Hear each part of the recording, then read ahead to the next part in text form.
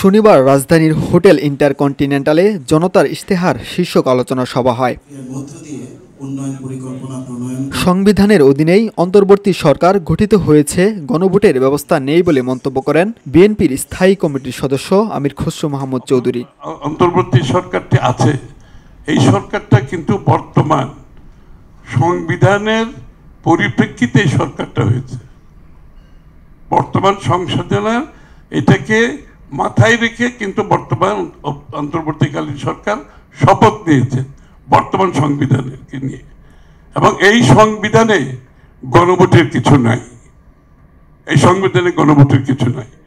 আপনাকে যদি গণভোট করতে হয়, আপনি বাংলাদেশের বর্তমান সংবিধান অনুসারে আপনাকে আগামী দিনে যে সমস্ত দল তাদের ইচ্ছা রূপরেখা থাকতে পারে, প্রস্তাব থাকতে পারে, তাদেরকে জনগণের ম্যান্ডেট নিয়ে সংসদে এসে সংসদে পাশ করার পরে সেই বিষয়গুলো গণভোটে যেতে পারে।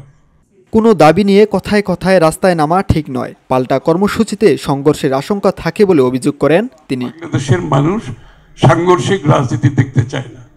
বাংলাদেশের মানুষ স্থিতিশীলতা দেখতে চায়। বাংলাদেশের মানুষ অন্যের সাথে দ্বিমত পোষণ করেও তার মতের প্রতি রেসপেক্ট দেখাতে চায়। এই কালচার আমাদের মধ্যে থাকতে হবে। কথায় কথায় আপনি রাস্তায় যাবেন, এখন অন্য দল যদি আবার তার প্রতিবাদে আবার রাস্তায় যায়, তাহলে কি হবে? সংঘর্ষ হবে না?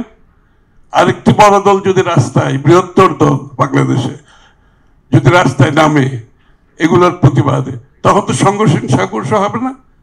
আগামী নির্বাচন নিয়ে কোনো অনিশ্চয়তা নেই। ফেব্রুয়ারির প্রথমার্ধে সুষ্ঠুভাবে নির্বাচন হবে বলে জানান প্রধান উপদেষ্টার প্রেস সচিব শফিকুল আলম। তো এখন যদি পলিটিক্যাল পার্টিগুলো ডিসিশন না নিতে পারে, সেক্ষেত্রে ইন্টারিম গভর্নমেন্টের উপর যেই অর্পিত দায়িত্ব, সেই দায়িত্ব অনুসারে তারা তাদের একটা ডিসিশন নেবে। এটা খুব দ্রুতই হবে, এমন না যে অনেকদিন ধরে পরে যে এটা হবে। আরেকটা হচ্ছে যে যাতে করে ইলেকশন রিলেটেড কোনো ধরনের কোনো অনিশ্চয়তা যাতে না থাকে। জনতার ইশতেহারই হওয়া উচিত, শুধু প্রযুক্তি নির্ভর ইশতেহারে বিশ্বাস নেই বলে মন্তব্য করেন বাংলাদেশ জামাত ইসলামের সহকারী secretary general doctor Hamidur Rahman Azad. একটি সুন্দর বাংলাদেশ আমরা চাই, নতুন বাংলাদেশ চাই। আমরা পিছনে দিকে রেখে আসা যে ইতিহাস, সেটা পুনরাবৃত্তি দেখতে চাই না। সুন্দর আগামীর প্রতিনিধি চলতে হয়, তাহলে অবশ্যই আমাদেরকে সংস্কারের মধ্যে দিয়ে এগোতে হবে। দীর্ঘ 9 মাস ধরে কিন্তু সরকার এই চেষ্টাটা করেছে। ঐক্যমত্য কমিশন 6টা কমিশন নিয়ে হয়েছে, এর আগে 11টি ছিল। সেখানে কি কি বিষয়ে সংস্কার হবে একেবারে সুনির্দিষ্ট হয়ে এজেন্ডা ভিত্তিক আলোচনা হয়েছে। জনগণের আকাঙ্ক্ষা ও দাবি কেন্দ্রেই হওয়া উচিত নির্বাচনী ইশতেহার। প্রযুক্তি নির্ভর প্রতিশ্রুতির চেয়ে বাস্তবমুখী পরিকল্পনা ও জবাবদিহিতা জরুরি বলে মনে করেন বক্তারা। নাইমুল ইসলাম, ভিওডি বাংলা, ঢাকা।